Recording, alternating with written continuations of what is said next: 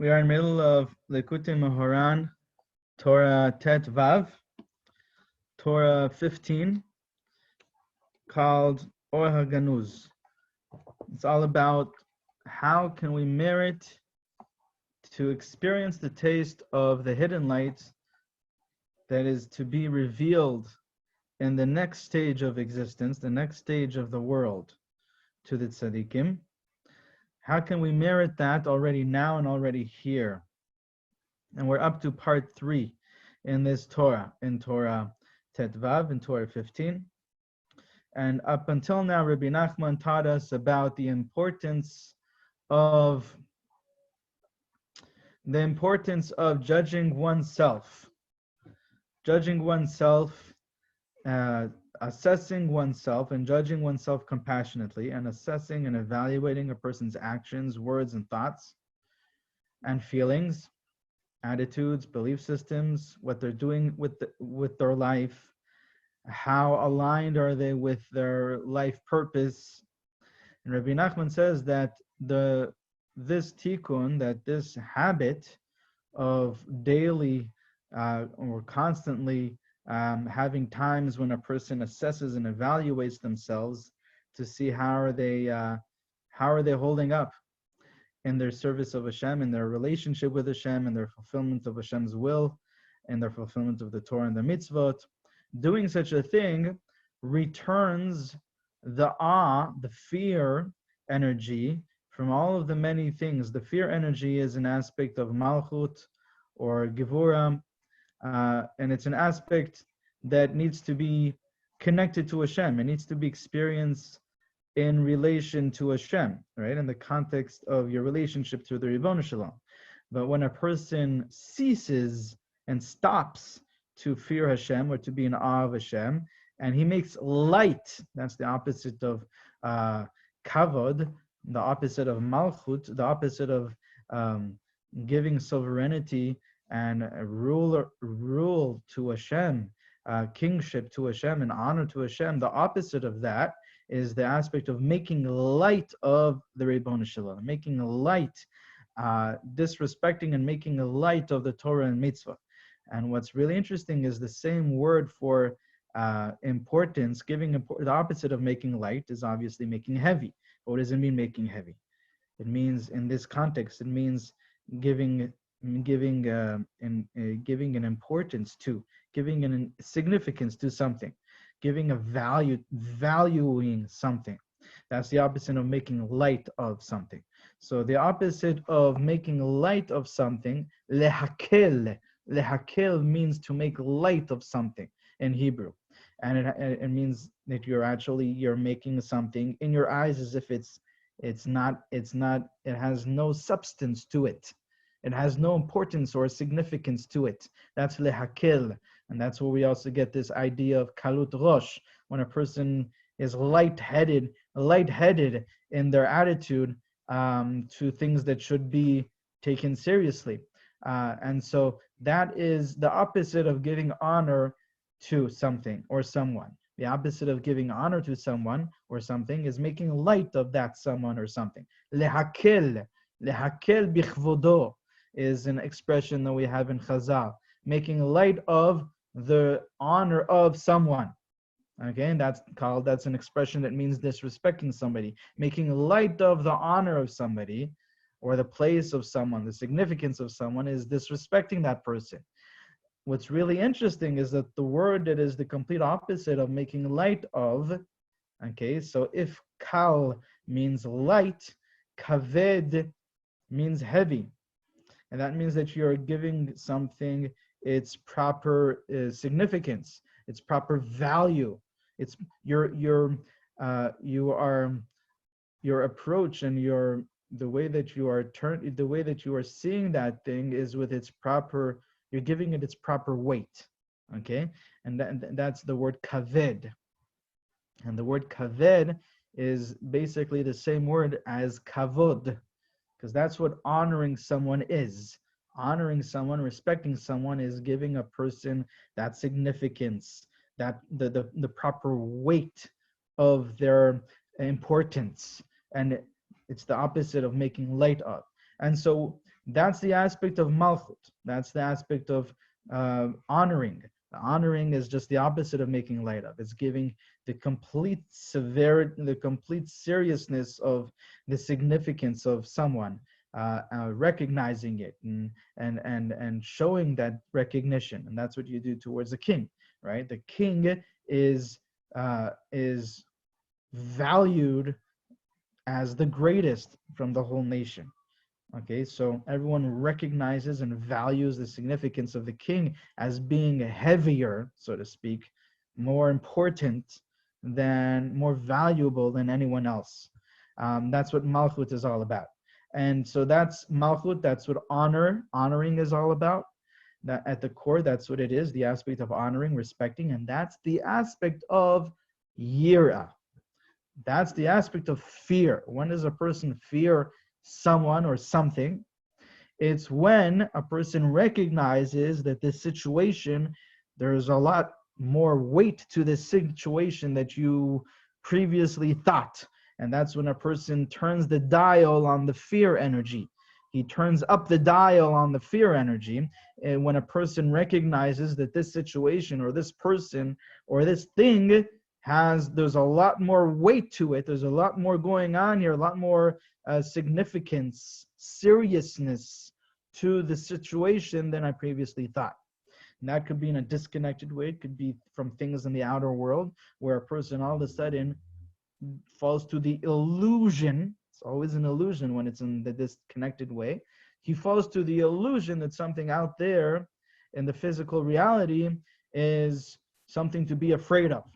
It's something that has a certain seriousness to it that previously I wasn't aware of. And then a person falls into anxiety and fear and worries of that thing, of that person, of that place, of whatever that situation is. When a person sins, when a person lives in a disconnected way from Hashem, so he is making light of Hashem. He's making light of the Torah and the mitzvot. And so he is disrespecting Hashem. He's disrespecting the Torah and the mitzvot. And that is in itself, as we just explained, disconnecting, taking away the fear energy that should be in place as a respect and honor, recognizing the significance of Hashem and the Torah and the mitzvot and seriousness of it. And now by making light of the Torah and the mitzvot, by making light of Hashem and your relationship and your purpose in life, a person has taken that yirah, that fear energy, that awe of the Ribono Shel Olam, and he has thrown it away. He has let it fall into the other side. And that in itself, said Rebbe Nachman, causes a person to fall into anxieties and fears and worries of the outside world. Now he has given that seriousness, that fear, that weight does not just evaporate and dissolve and disappear as soon as you cease to give it to Hashem, as soon as you cease to recognize the greatness of Hashem and to experience that awe energy towards Hashem. That awe energy does not just dissolve, it goes to the wrong places. And that causes the person, that energy is never erased. Okay, that's one of the laws that we have even in science, that it just changes form from one form to the other. And so this energy of yirah, instead of being in the context of the Ribono Shel Olam, a person thinks, oh, it's too much for me, this seriousness, the Torah, the mitzvot, Hashem, etc., etc. I just want to live an easier life. I want to live a more free life, free will, free-hearted, free-spirited. Yeah, that's an illusion, because that doesn't happen. That energy does not disappear. That energy maybe is now no longer in the context of Hashem and the Torah and the mitzvot, but Rabbi Nachman says that energy falls to the other side, and then that will cause the person to experience fear and anxiety and worry from all these many other things in the outside world, rather than experiencing just the awe of the Ribono Shel Olam. And so the tikkun for that, Rabbi Nachman said, was to return the fear energy to its source, so that instead of it being to the many in the outside, it's to the one and on the inside. And so that you do through the self-evaluation, the self-assessment, the compassionate judgment that a person does for oneself, towards oneself. And we spoke about the importance of doing this compassionately.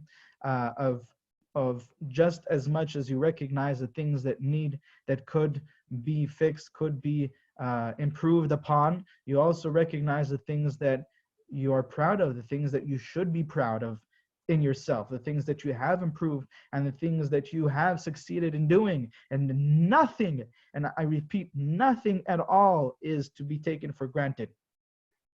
There's actually a big foundation in all of Hasidus.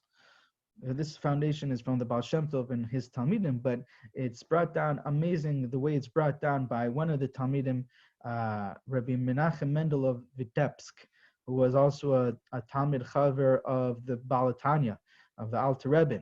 And he made Aliyah and he moved to Eretz Yisrael. And so he was a huge tzaddik, a huge mekubal, Baruch HaKodesh, one of the greatest Rebbes that we had. He was a Talmid of the Maggid Mimezrich as well. And so he says in one of his letters, he says that the reason why a person is, the number one reason why a person is where a person is blocked spiritually, and why a person is not allowed into the gates of holiness, why a person is held outside, why the heavenly world, the heavenly realm rejects a person from the inner chambers of spiritual, of the higher connection with the Ribono Shel Olam. What's the number one reason? He says because a person has not sufficiently appreciated whatever spark of good and achievement and Torah and mitzvot that they already have. He says people tend to always thinking that it's the righteous thing to do and thinking that this is all about being humble. They reject in any way appreciating whatever Torah and mitzvah that they have, and they think that the tzaddik way of acting, the way of acting righteously, is to only seek more and more and more, and ignore whatever I already have, because that's what it means to be humble. They think that being humble means that you are completely ignoring whatever accomplishments that you have in Torah and mitzvot and maasim tovim, whether it's mitzvot aseh, that you have fulfilled positive commandments, that you have gone out and done things like Torah, like davening, like mitzvot, or even overcoming the Yetzer Hara. How many times during the day have we overcome the Yetzer Hara in our, even if it's not in our actions, even if it's not in our words, but just even in our thoughts, okay? A tiny moment of overcoming the Yetzer Hara, people, they just ignore it. And they ignore the davening,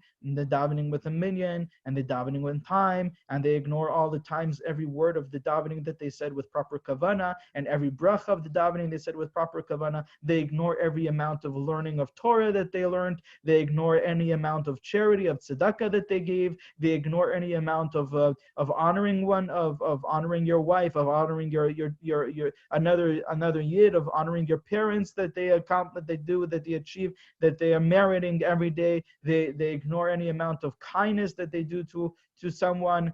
They ignore all of this, but they always make sure that they're always, because they're such a tzaddik, I want more and I want more, and Hashem make me the greatest tzaddik and help me more and more and more. Rabbi Nachman, the Pri Haaretz, the Rabbi Menachem Mendel of Vitebsk, he says in his letter, he says that when above in the heavenly court, in the spiritual realm, when they see a person rejecting all of these accomplishments and seeking more and more and more, and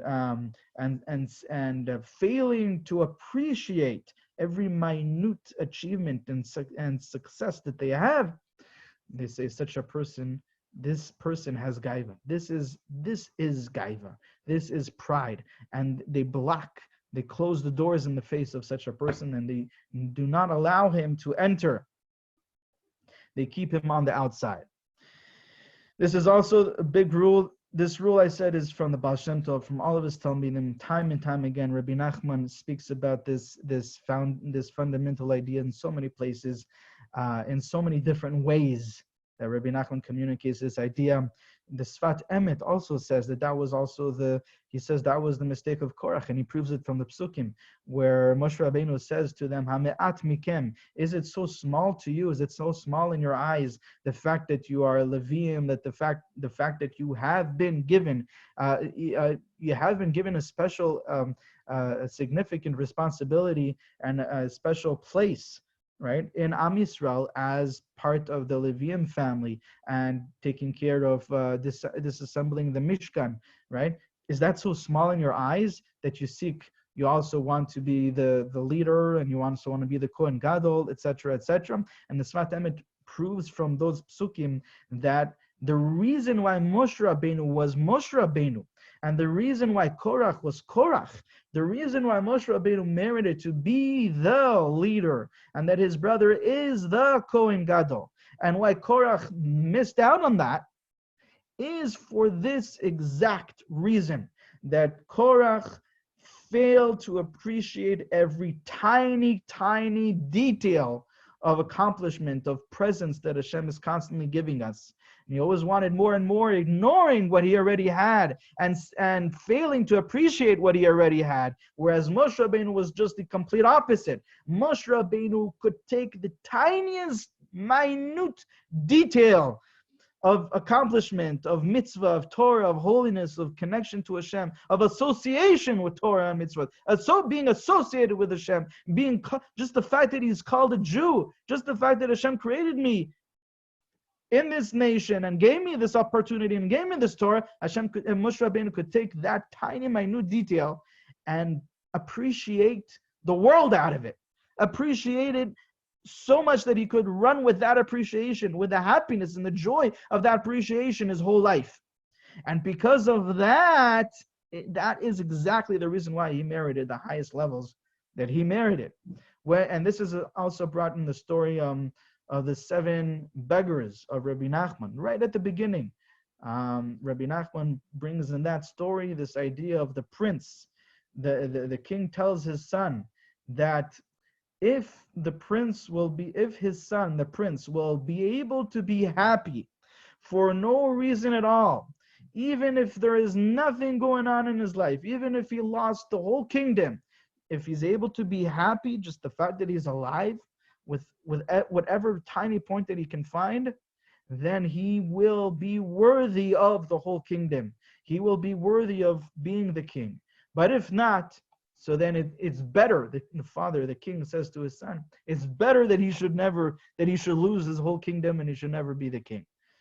Anyway, so this is the point here.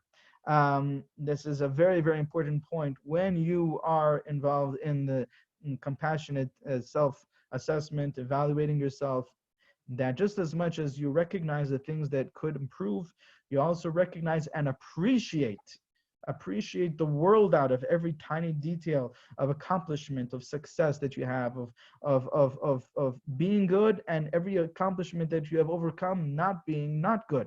Okay, that is also tremendous, because recognizing that and appreciating that is part of humility, is recognizing that I'm only, everything that I have and everything that I am and everything that I do is only from the Ribono Shel Olam.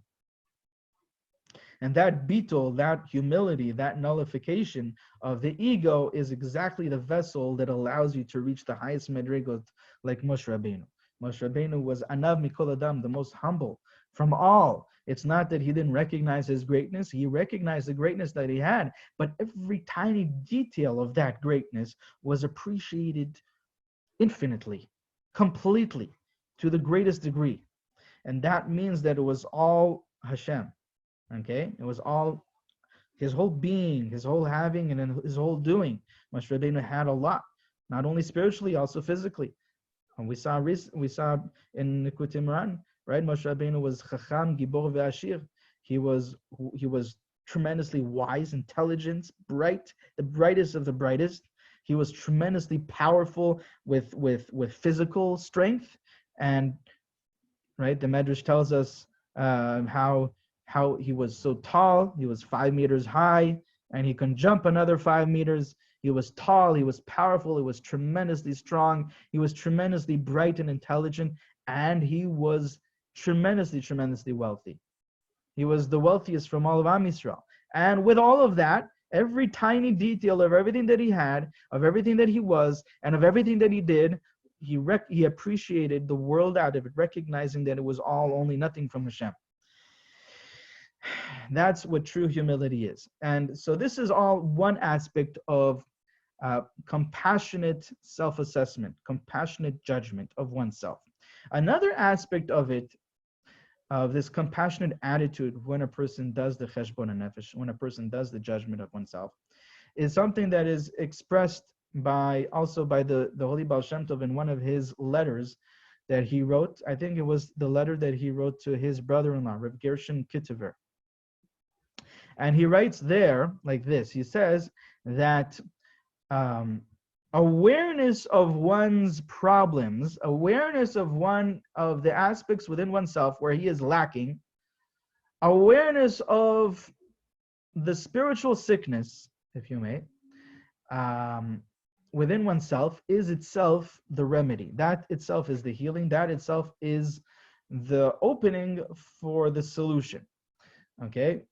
And think about it. If a person comes to a doctor and the doctor doesn't know what's wrong with the person, he doesn't give him a diagnosis. He can't diagnose the issue, the problem, the underlying sickness. Or even if he does, but he does it improperly, he does it he gives him the wrong diagnosis. So then the person is in real trouble. But when they find the diagnosis and they find the source of the issue, if they truly found, and this is an important point, and I'm just going to say as a footnote, if they truly found the source, the core of the sickness that a person has, so then there's always something to be done about it. Nowadays, they have a lot of sicknesses that they say, oh yeah, we found it, and we found the diagnosis, but we don't have the solution for it. We don't have the healing. That only happens in healing and in medicine, that it works like technology work, right? It works with the outside, from the outside world. Matter versus matter. That's what all of medicine today is based on. But if you are following a model of healing, a model of healing somebody that is connected to the core of an issue on the energy level, on a spiritual level, so then once you find the core of that issue, then there is always a remedy. There's no such thing as a situation, as sickness that doesn't have a remedy. That everything has a solution at the core of it, if you actually found the core of it. So, says the Baal Shem Tov, finding the source of the sickness is itself the remedy. And this is absolutely true. There's nothing that you can say to contradict that. Because like I said, if you would prove from today's medicine, that's not proof, because we're speaking a different model of healing. The Baal Shem Tov followed the spiritual model of healing. And in that model of healing, when you find the core issue, the source of the sickness, that itself is the healing. And so says the Baal Shem Tov, when a person is suffering spiritually, when a person is disconnected spiritually, just the awareness of where is the source of that lack, of that disconnect, of that misalignment, of that incoherence, finding the core of that, the source of that, is itself the remedy, is itself the sweetening of the judgment. And this is one of the places where the Baal Shem Tov explains the famous Zohar, that the sweetening of judgment is in its source. And there are various ways throughout the Talmidim of the Baal Shem Tov of explaining how the Baal Shem Tov's, what his approach was to this. How do you understand practically this Zohar, that the Zohar says that the sweetening of judgment is in its source? Hamtakat dinim b'shorsham, right? So one of the ways is the way he says it here, where the Baal Shem Tov explains that the awareness with your daat, he says the awareness of the sickness, or the awareness of the source of that sickness, when you are aware of it, where is that awareness coming from? It's coming from the Gevurot and the daat, says the Baal Shem Tov in that letter. The Gevurot of the daat. We spoke about yesterday how the daat is made up of chasadim and Gevurot, the chesed in the daat and the Gevurot in the daat. There's 5 in each. Baal Shem Tov says the awareness of the core of something negative comes from the Gevurot and the daat. The daat is the awareness, and the Gevurot and the daat is that awareness of what is lacking, what is missing, what is the core or the source of this difficult situation, of this concealment, of this challenge. And the Baal Shem Tov says that that itself, that awareness, sweetens the whole situation, because finding the source of being aware of the sickness from a deeper perspective is finding the source of the negativity. And that is itself the sweetening and the solution for that sickness, the solution for that negativity. And so that, what I'm saying is that this is another version of compassionate self-assessment, of compassionate judgment of oneself.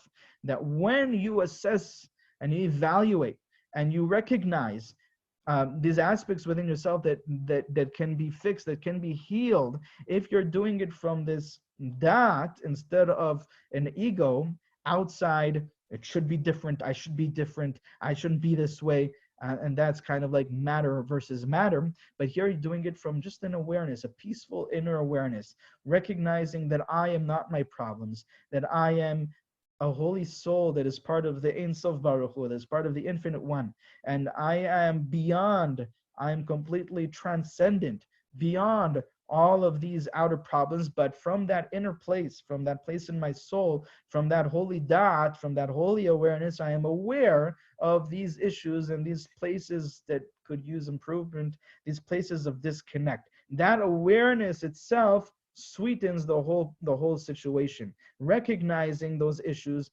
from that inner perspective sweetens the situation. One example I'm going to give for this here is that if a person, when a person is lusting after something, okay, let's say a person is lusting after something that is prohibited in the Torah. So that lust, if you are aware of it from an inner place, a person can recognize where that lust is coming from. And a person can ask themselves, what is it on the inside that I'm feeling lack of? Whatever a person is lusting, whenever a person is lusting or wanting, desiring something in the outside world, it means that they are feeling a certain lack on the inside world. And so you ask yourself, what is it that I feel that I'm lacking here? Am I wanting control? Am I lacking control? And because of that, I want to control something in the outside world, and that's being manifested, and that's being manifested as this lust, as this desire. Am I lacking love or approval of myself? I'm feeling down upon myself. I'm wanting others on the outside world to approve of me. And maybe that's where this lust is rooted in. Am I wanting safety or security or survival? It could be coming from that, the desire, the lust. Am I wanting to fit in with everyone else? Am I wanting to be different and special from everyone else? These are different options, different almost basic needs or basic wants that can be either fulfilled from things in the outside world, or it can be fulfilled from a dveikut with Hashem, from a complete connection in source, in the Ribbon Shalom, which is, as we said, shleimut hakol, the perfection of everything, and shalom. That's the aspect of peace, the aspect of peace and perfection. So when you recognize the source of that lust and that desire, and you recognize that you are feeling that lack on the inside, how is it in the inside? What's the inner representation of that outer manifestation of lust or desire or fear or anxiety?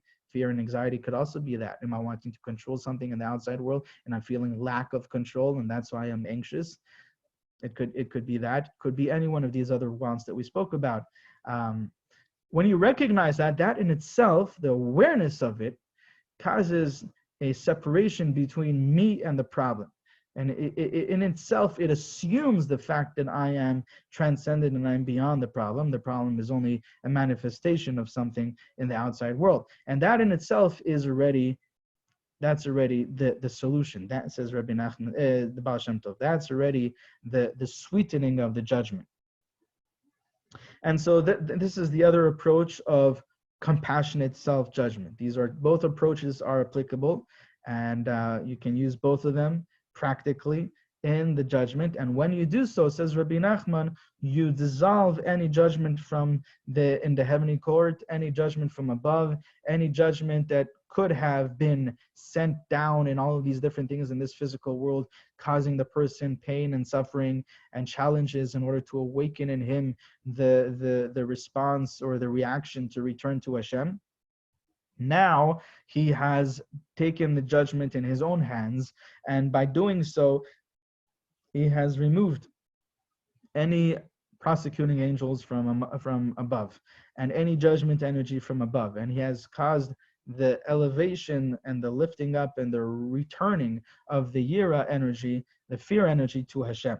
And so then Rabbi Nachman explained how in Od Gimel, he said that the source of this fear energy is the daat, because this whole Torah is how to experience the taste of this hidden light by returning the fear energy, the Yirah, to its source. So the source of the Yirah is the daat, as it says in the Eitz Chaim of the Arizal, that in the daat you have the letters mansepach, and those letters of mansepach are the aspect of Yirah, Gevurot, of fear. And Rabbi Nachman brings the pasuk of Az tavin yirat Hashem v'daat Elokim timtza. Then you will understand the fear of Hashem, and the daat of Hashem you will find. So we see that we see this aspect of Yirat Hashem in the daat, Yirat Hashem in the daat, the fear of Hashem in the daat. That's the source of the Yirat Hashem. And then Rabbi Nachman says, "V'ikar daat balev, k'mo shkatuv v'lo natan lachem lev ladaat, ki sham ikar ha'yirah, k'mo she'amru chachamenu zichronam livracha, davar ha'masur lalev, ne'emar bo v'yareta me'elohecha. Haynu she'yeda mimi yityareh, haynu le'yirah et Hashem ha'nichbad yirah daromemut." So he says that now that we've established that the source of the fear is not just a fear from a state of chaos, from a state of disconnect, from a state of foolishness, from a state of constricted consciousness. We're speaking about a fear that is sourced in awareness, in deeper awareness, in higher consciousness, what's called daat. And Rabbi Nachman says that daat is in the heart. Why is it in the heart? So first of all, he proves it by a pasuk that says that he did not give you, after the 40 years in the Midbar, Moshe Rabbenu says to Am Yisrael, that now you have the daat to understand. Okay, now you have the daat, and on their Chazal say, on that pasuk, Chazal say that a person really comes to a proper understanding of the words of his Rebbe, of his teacher, after 40 years. 40 is the number of that deeper understanding. The 40 years that it took Am Yisrael to be in the Midbar, now they can really come to understand the words of Moshe Rabbenu, the teachings of Moshe Rabbenu, their teacher. But the pasuk says, "V'lo natan lachem lev ladat." He did not give you a heart to know. So we see that to know requires a heart. That's the implication from this pasuk. "V'lo natan lachem lev ladat." He did not give you a heart to know. So in order to know, you must have a heart. So says Rabbi Nachman, from here we see that daat, knowing, is sourced in the heart. So Yirah, we're speaking about a Yirah, a fear that's sourced in the knowing, and the knowing is in the heart. Because, says Rabbi Nachman, the heart is the main place where you can experience fear of Hashem. It's not an outside fear, it's an inner fear that comes from recognizing the greatness of the Ribbon Shalom, what's called hitbonenut, contemplating the greatness of Hashem. That hitbonenut is a function of the being of the heart consciousness. Okay, like Chazal say, as we saw in the previous Torah, davar masur lalev nemar bo v'yareta me'elohecha, something that is a mitzvah that is dependent on the heart, a mitzvah that is hidden in the heart. It says in it, the pasuk, you should fear Hashem, because fearing Hashem is in the heart. Okay, why is that? We said through contemplating the greatness of Hashem. But now Rabbi Nachman says, you should know, you must know, meaning contemplate, recognize through meditation, through awareness, from who you need to fear. Meaning that, what does it mean, from who? Obviously from Hashem. Why does that require contemplation? It requires contemplation because we're not speaking about a lowly, lower disconnected fear like you have of things that are dangerous or whatnot in the outside world. We're speaking about fearing Hashem, liyirah Hashem nichbad, to fear the glorious name, meaning recognizing how glorious Hashem is through your contemplating how glorious Hashem is. And that's called Yirah, which is fearing how exalted and how transcendent and great and awesome and powerful the Ribbon Shalom is, which is a deeper, higher type of fear. It's an awe. It's coming from an expanded consciousness, and that is sourced in the heart.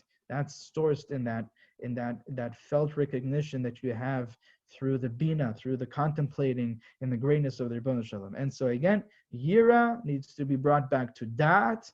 The fear energy needs to be brought back to awareness, to the daat, and the daat is in the heart, and that means that you need to come back to recognizing the greatness and the greatness and exaltedness of the Ribbon Shalom through contemplating how awesome Hashem is. And what that does is it returns, it steals away. It takes back the Yirah from all of the fallen places, from all of the strange and far out places that it fell to. And by doing that, a person has dissolved all of the negativity, the fears and anxieties and worries and challenges and adversity and trials and tribulations that a person was experiencing from the outside world. And now Yirah is experienced as an awe of the Ribbon Shalom. So that's the end of Od Gimel, and we'll see the next part in this Torah in the next year in Bezrat Hashem.